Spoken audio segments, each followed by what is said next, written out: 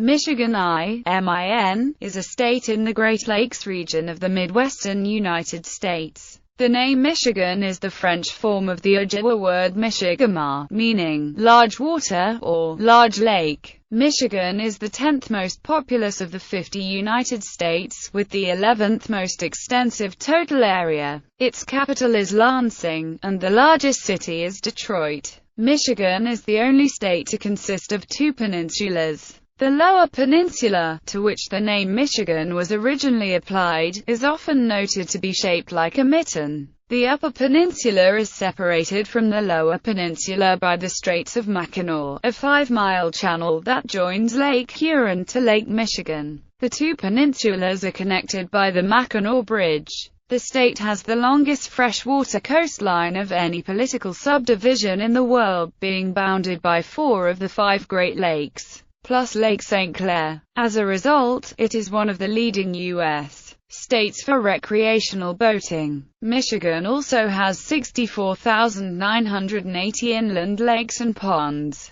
A person in the state is never more than 6 miles from a natural water source or more than 85 miles from a Great Lakes shoreline. What is now Michigan was first settled by various Native American tribes before being colonized by French explorers in the 17th century and becoming a part of New France. After the defeat of France in the French and Indian War in 1762, the region came under British rule, and was finally ceded to the newly independent United States after the British defeat in the American Revolutionary War. The area was organized as part of the larger Northwest Territory until 1800, when western Michigan became part of the Indiana Territory. Eventually, in 1805, the Michigan Territory was formed, which lasted until it was admitted into the Union on January 26, 1837, as the 26th state. The state of Michigan soon became an important center of industry and trade in the Great Lakes region and a popular immigrant destination. Though Michigan has come to develop a diverse economy, it is widely known as the center of the U.S. automotive industry, being home to the country's 3 major automobile companies. While sparsely populated, the Upper Peninsula is economically important due to its status as a tourist destination as well as its abundance of natural resources, while the Lower Peninsula is a center of manufacturing, services, and high-tech industry. History. When the first European explorers arrived, the most populous tribes were Algonquin peoples, which include the Anishinaabe groups of Ojibwa, Odarawa, Odawa, and the Budaywadami, Bodewadma. The 3 nations coexisted peacefully as part of a loose confederation called the Council of 3 Fires. The Ojibwa, whose numbers are estimated to have been between 25,000 and 35,000, were the largest. The Ojibwa were established in Michigan's Upper Peninsula and northern and central Michigan, and also inhabited Ontario, northern Wisconsin, southern Manitoba, and northern and north-central Minnesota. The Ottawa lived primarily south of the Straits of Mackinac in northern, western and southern Michigan, but also in southern Ontario, northern Ohio and eastern Wisconsin, while the Potawatomi were in southern and western Michigan, in addition to northern and central Indiana, northern Illinois, southern Wisconsin and southern Ontario. Other Algonquin tribes in Michigan, in the south and east, were the Mascoutin, the Menominee, the Miami, the Sac, and the Fox, and the non-Algonquin Wyandot, who are better known by their French name, the Huron. 17th century French voyagers and coureurs des bois explored and settled in Michigan in the 17th century. The first Europeans to reach what later became Michigan were those of Étienne Brulè's expedition in 1622. The first permanent European settlement was founded in 1668 on the site where Père Jacques Marquette established Sault Ste. Marie, Michigan as a base for Catholic missions. Missionaries in 1671–75 founded outlying stations at St. Ignace and Marquette. Jesuit missionaries were well received by the Indian populations in the area, with relatively few difficulties or hostilities. In 1679, Robert Cavelier, Sieur de La Salle built Fort Miami at present-day Street Joseph. 18th century. In 1701, French explorer and army officer Antoine de la Motte Cadillac founded Fort Pontchartrain du Detroit, or Fort Pontchartrain on the strait known as the Detroit River, between Lakes St. Clair and Erie. Cadillac had convinced King Louis XIV's chief minister, Louis Philippot, Comte de Pontchartrain, that a permanent community there would strengthen French control over the upper Great Lakes and discourage British aspirations. The 100 soldiers and workers who accompanied Cadillac built a fort enclosing 1 arpent, the equivalent of just under 200 feet per side, and named it Fort Pontchartrain. Cadillac's wife, Marie-Thérèse Guyon, soon moved to Detroit, becoming one of the first European women to settle in the Michigan wilderness. The town quickly became a major fur trading and shipping post. The Église de Sainte-Anne was founded the same year. While the original building does not survive, the congregation of that name continues to be active today. Cadillac later departed to serve as the French governor of Louisiana from 1710 to 1716. French attempts to consolidate the fur trade led to the Fox Wars involving the Meskwaki and their allies versus the French and the native allies. At the same time, the French strengthened Fort Michilimackinac at the Straits of Mackinac to better control their lucrative fur trading empire. By the mid-18th century, the French also occupied forts at present-day Niles and Sault Ste. Marie, though most of the rest of the region remained unsettled by Europeans. France offered free land in an effort to attract families to Detroit, which grew to 800 people in 1765, the largest city between Montreal and New Orleans. From 1660 to the end of French rule, Michigan was part of the Royal Province of New France. In 1760, Montreal fell to the British forces, ending the French and Indian War. Under the 1763 Treaty of Paris, Michigan and the rest of New France east of the Mississippi River passed to Great Britain. After the Quebec Act was passed in 1774, Michigan became part of the British province of Quebec. By 1778, Detroit's population was up to 2,144 and it was the third largest city in Quebec. During the American Revolutionary War, Detroit was an important British supply center. Most of the inhabitants were French Canadians or Native Americans, many of whom had been allied with the French.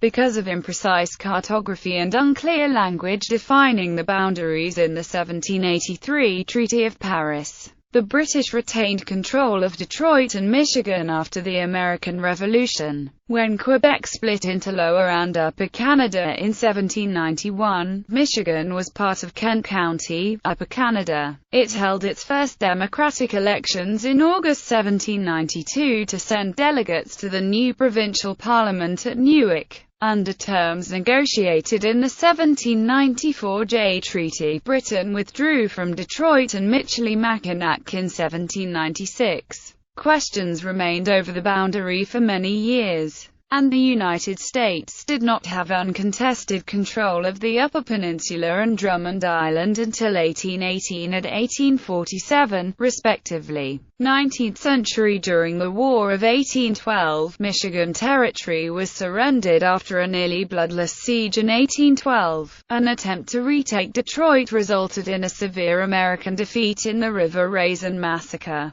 This battle is still the bloodiest ever fought in the state and had the highest number of American casualties of any battle in the war. Ultimately, Michigan was recaptured by Americans in 1813 after the Battle of Lake Erie. An invasion of Canada which culminated in the Battle of the Thames was then launched from Michigan. The more northern areas were held by the British until the peace treaty restored the old boundaries. A number of forts, including Fort Wayne, were built in Michigan during the 19th century out of fears of renewed fighting with Britain. The population grew slowly until the opening in 1825 of the Erie Canal connecting the Great Lakes and the Hudson River and New York City. The new route brought a large influx of settlers, who became farmers and merchants and shipped out grain, lumber, and iron ore. By the 1830s, Michigan had 80,000 residents, more than enough to apply and qualify for statehood.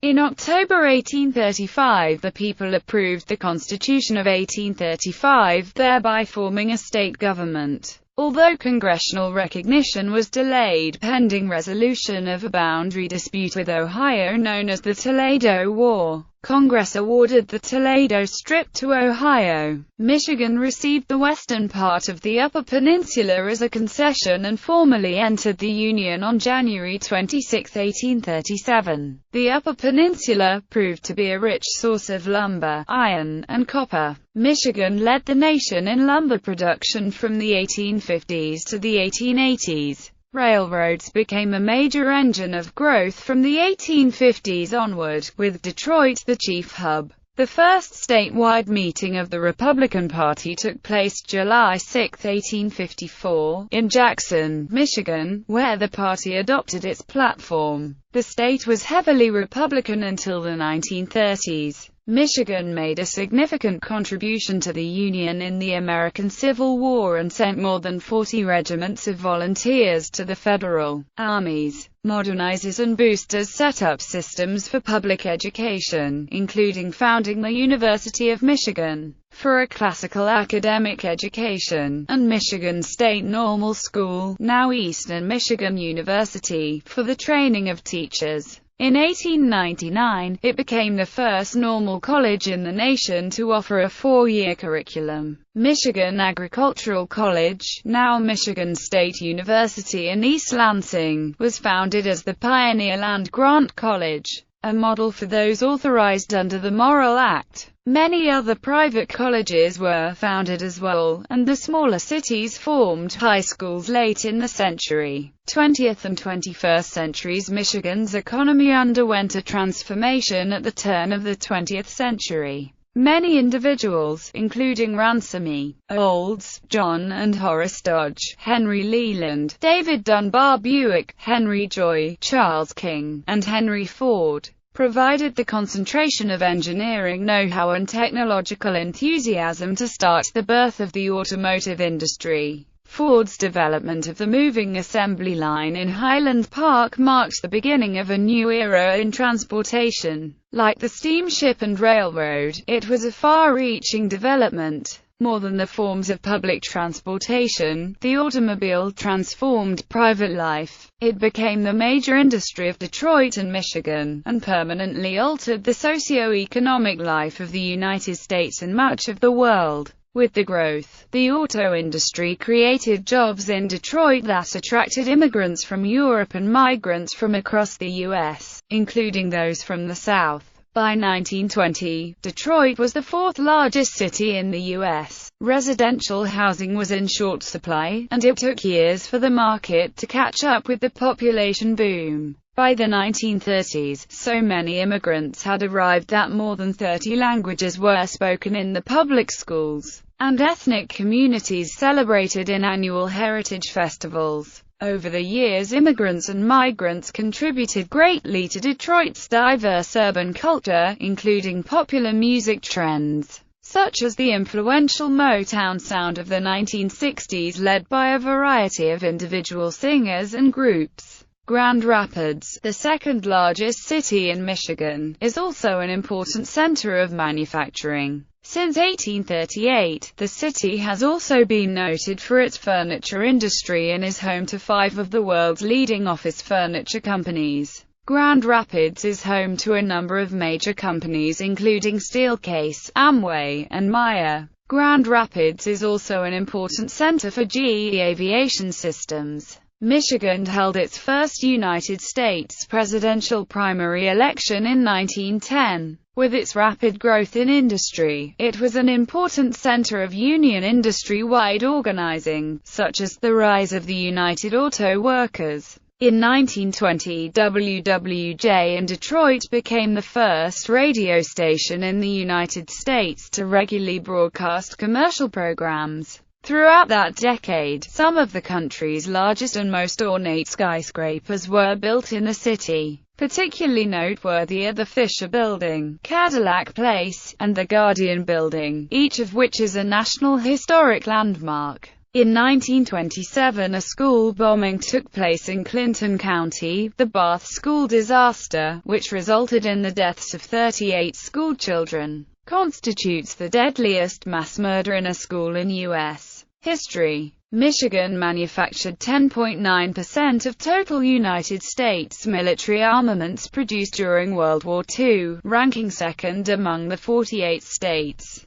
Detroit continued to expand through the 1950s, at one point doubling its population in a decade. After World War II, housing was developed in suburban areas outside city cores. Newly constructed U.S. interstate highways allowed commuters to navigate the region more easily. Modern advances in the auto industry have resulted in increased automation, high-tech industry, and increased suburban growth since 1960. Michigan is the leading auto-producing state in the U.S., with the industry primarily located throughout the Midwestern United States, Ontario, Canada, and the southern United States. With almost 10 million residents, Michigan is a large and influential state, ranking 10th in population among the 50 states. Detroit is the centrally located metropolitan area of the Great Lakes megalopolis and the second largest metropolitan area in the U.S., linking the Great Lakes system. The Metro Detroit area in southeast Michigan is the largest metropolitan area in the state and the 11th largest in the USA. The Grand Rapids metropolitan area in western Michigan is the fastest-growing metro area in the state, with over 1.3 million residents as of 2006. Metro Detroit receives more than 15 million visitors each year. Michigan has many popular tourist destinations which include areas such as Frankenmuth in the Thumb, and Traverse City on the Grand Traverse Bay in northern Michigan. Tourists spend about $17 billion annually in Michigan, supporting 193,000 jobs. Michigan typically ranks third or fourth in overall research and development expenditures in the U.S. The state's leading research institutions include the University of Michigan, Michigan State University, and Wayne State University, which are important partners in the state's economy and the state's university research corridor. Michigan's public universities attract more than $1.5 billion in research and development grants each year. Agriculture also serves a significant role, making the state a leading grower of fruit in the U.S., including blueberries, cherries, apples, grapes, and peaches.